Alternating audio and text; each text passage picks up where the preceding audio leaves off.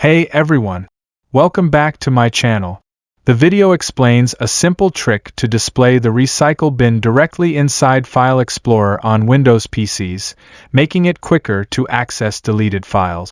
This method works on both Windows 10 and Windows 11 and helps users manage deleted files more conveniently.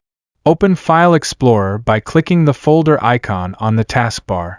In File Explorer, go to the left navigation sidebar.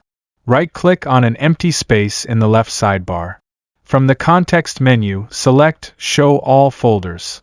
After enabling this option, the recycle bin automatically appears in the left navigation panel of File Explorer. You can now scroll down in the sidebar to access the recycle bin quickly without going to the desktop. If you found this video helpful, don't forget to like the video, subscribe, and press the bell icon for more quick tech tutorials. Thanks for watching.